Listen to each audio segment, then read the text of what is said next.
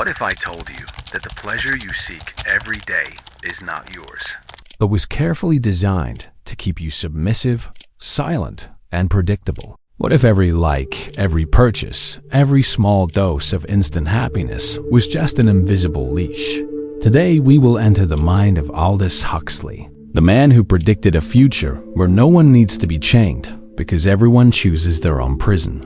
In this video, you will understand how pleasure became humanity's most efficient weapon of control, and you may never look at your routine the same way again. If topics like psychology, philosophy, and the darkness of the human soul interest you, subscribe to the channel now. We live in an era where slavery no longer needs chains or shackles. It is made of seductive promises, vibrant lights, and immediate rewards. Aldous Huxley predicted this with frightening clarity: a society where men are not forced to obey, but seduced to give up their own freedom in exchange for small pleasures.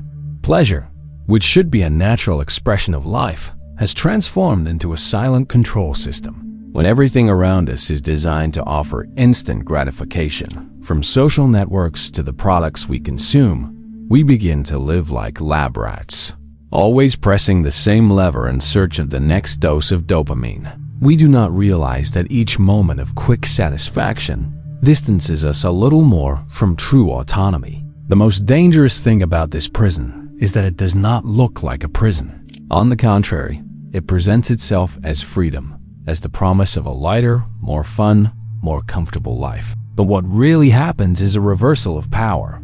Instead of being masters of our desires, we become their servants. Huxley understood that pleasure, when transformed into currency of control, is more efficient than any brutal dictatorship, because a people who live anesthetized, always seeking the next distraction, do not question, do not revolt, do not think. It is an army of hypnotized people, smiling while sinking deeper into emptiness. The modern system is an expert at turning everything into addiction, not just drugs or alcohol, but also series, food, social media, and even relationships. Every notification on your phone is a small injection of artificial pleasure. Every impulsive purchase, a false sense of achievement. We are being conditioned, little by little, like domesticated animals, to seek only easy rewards and to avoid any real effort. Huxley warned that the true slavery of the future would be based on pleasure, because no one rebels against what they believe they love. But there is something even more cruel in this machinery. The pleasure we receive is never enough. We always want more. This constant search for a happiness that never arrives creates an eternal feeling of emptiness. It is like drinking salt water. The more we drink, the thirstier we become. And meanwhile, we leave aside what could really make us free: the discomfort of reflection, the effort to build something meaningful, the necessary pain of transformation. Deep down, instant pleasure is not freedom, but the golden cage we accept without realizing it. If we want to escape this invisible prison, we first need to recognize its existence. We need to question the pleasures offered to us and ask, does this strengthen me or weaken me? Does this free me or imprison me? Because, as Huxley showed, the danger is not only in what causes us pain, but mainly in what offers us too much comfort. Pleasure is not the enemy, but when used as a tool of manipulation, it becomes the most sophisticated form of slavery ever created by man. We live in a time when comfort is sold as humanity's greatest achievement. Everything is one click away. Everything is designed to spare us effort, pain, and discomfort. But what almost no one realizes is that this same comfort, which seems like a gift, has become an even more effective prison than any physical oppression. When a man gets used to comfort, he loses his strength. He stops being forged by difficulty and becomes fragile, dependent, unable to face any real challenge. The modern world has turned us into beings who prefer the warm bed to battle, the bright screen to silence, easy distraction to deep reflection. Comfort creates a kind of existential anesthesia. It makes us believe we are living well when in reality, we are only being kept docile and distracted.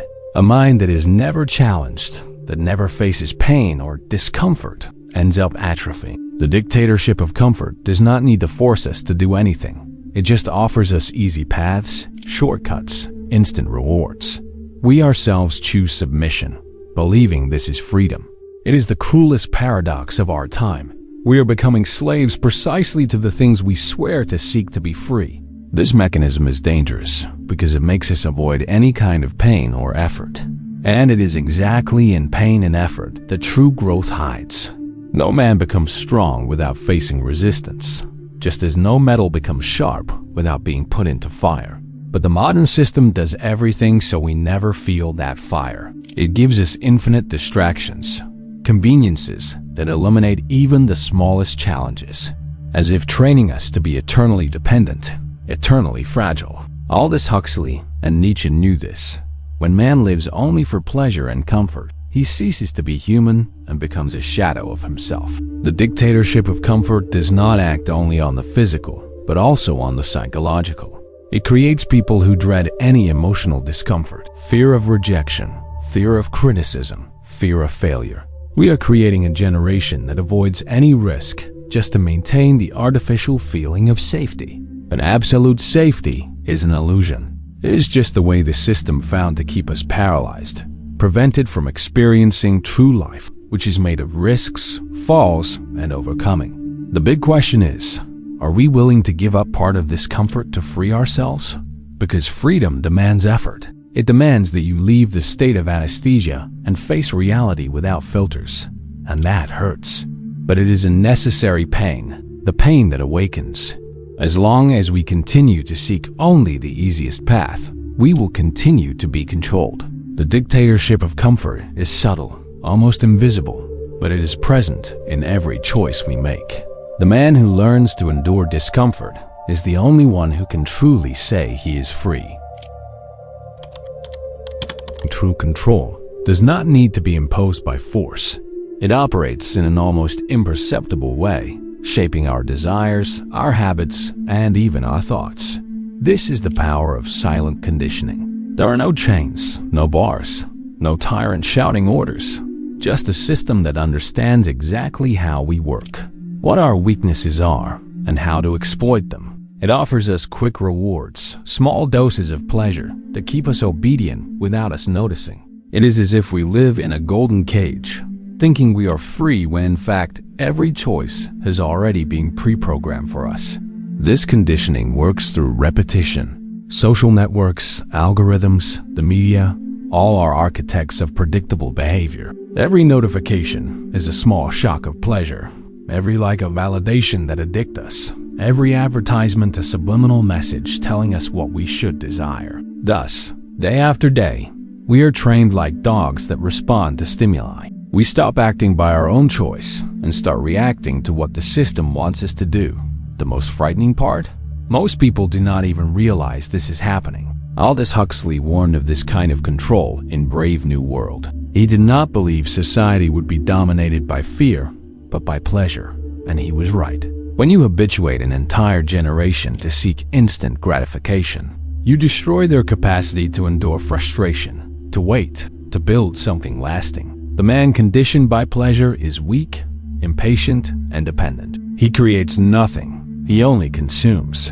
He questions nothing. He only accepts what is handed to him because that is easier than thinking for himself. The worst effect of this conditioning is the loss of identity. Little by little, we start to think like the majority, to desire what others desire, to follow patterns we do not even know where they come from. We lose individuality because we are always seeking external validation, always trying to fit into the mold created for us.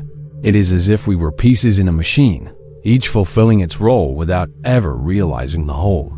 True freedom demands awareness, but silent conditioning does everything to keep us unconscious. The only way to break this cycle is to see it, to realize that every impulse for quick pleasure, every need for approval, every endless distraction is a thread in the web that traps us. And breaking this web is not easy. It requires that you refuse easy rewards, face the emptiness that arises when you disconnect from distractions, discover who you are when no one is telling you how to live. This is the first step to freeing yourself from silent conditioning and reclaiming power over yourself. The digital age has transformed pleasure into an invisible trap, perhaps the most dangerous humanity has ever faced. If before control was exercised through institutions or visible authorities, today it is diluted in screens, notifications, and algorithms that know our most intimate desires. Every click, every swipe of the finger, every video watched for only a few seconds is recorded, analyzed, and returned to us in the form of even more seductive stimuli. No force or threat is needed. The digital world has learned to enslave us by offering exactly what we want to hear, see, and feel at the perfect moment, so we cannot resist. This type of slavery is so effective because it disguises itself as freedom. You believe you are choosing what to consume, when in reality, you are being guided by a system designed to manipulate your emotions. It is as if every scroll of the screen is a gamble, waiting for the next reward in the form of dopamine. This addictive logic was inspired by the experiments of B.F. Skinner, who discovered how rats pressed a lever nonstop when rewards were distributed unpredictably. The difference is that now the rats are us, and the levers are in our pockets.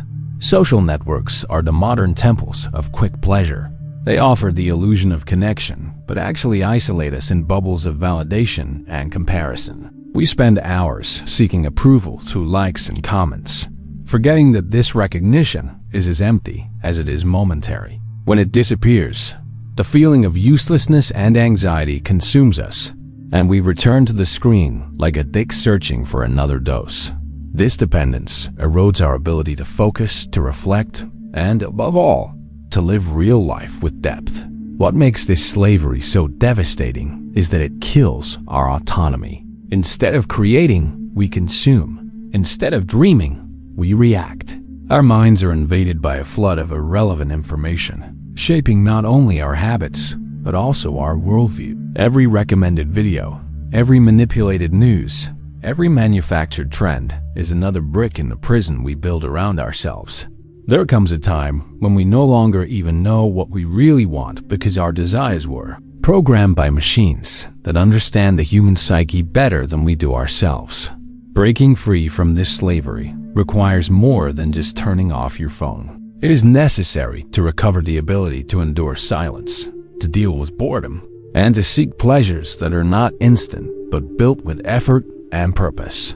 This means taking back control of your own time, investing in real experiences, and learning to question every stimulus the digital world offers us. True freedom begins when you stop being a passive consumer and become a creator of your own life. Escaping the prison of pleasure does not mean abandoning happiness, but redefining what it really means. The first trap we need to destroy is the idea that pleasure is synonymous with freedom. In fact, the more we become dependent on quick pleasure, the less free we are. True freedom begins when we can say no to immediate impulses, when we have the courage to endure the absence of stimuli and find value in the void. The man who manages to control his desires and not be controlled by them is the one who experiences the purest sensation of power. The first step is to recognize the prison. It seems obvious, but most people do not even realize they are imprisoned. They believe they are choosing, when in fact they are reacting to a system designed to enslave their minds. Take a test. Try to spend an entire day away from your cell phone, social networks, and any form of digital entertainment. The anxiety you will feel is proof that there is an invisible chain holding you. Only those who face this withdrawal begin to see how much they were being manipulated. The second step is to rebuild your reward system. Our brain works based on dopamine, and this is what social network engineers exploit. If you do not create healthy sources of pleasure, such as discipline, learning, and achieving goals, you will continue being sucked by artificial pleasures. The difference between a strong person and an ordinary person is the ability to delay rewards. It is preferable to feel the discomfort of effort now and reap a real victory later, rather than be a slave to small doses of instant pleasure that build nothing. The third step is to seek meaning, not just pleasure. Pleasure is ephemeral, but meaning remains. When you dedicate yourself to something greater than your own impulses, whether a project, a personal mission, or a non-negotiable value, the need for superficial pleasures loses strength. This does not mean eliminating pleasure from life, but putting it in its place, as a consequence, not as a goal. True pleasure arises when we look at something we have built with effort and realize it has transformed us into better people. The fourth step is to cultivate presence. The mind addicted to pleasure always lives for the next click, the next video, the next message.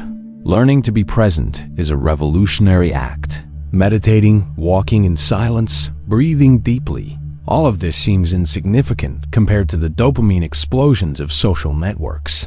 But it is in this silence that the mind finds clarity. It is in the space between stimuli that we discover who we really are. And only when we know who we are do we become truly free. If you keep allowing instant pleasures to control your thoughts, your time, and your actions, you will be living like a prisoner who does not even notice the bars. Pleasure, when uncontrolled, becomes a drug that destroys your ability to choose, to act, and to achieve something real. But the good news is that this prison has no external lock. It is maintained only by the chains you accept to carry. The time has come to break these chains. Ask yourself, what mark do I want to leave? A life lived chasing clicks and crumbs of pleasure, or an existence marked by strength, meaning, and real freedom? This choice is before you now. Some think this is the end. But be careful. The war is not over yet. There are still things left unsaid. These two videos in front of you are not here by chance. What if everything you believe about yourself is just a reflection of someone else's gaze? Click now on one of the videos beside and start breaking this mirror. You will have to risk the click. So, which one will you choose?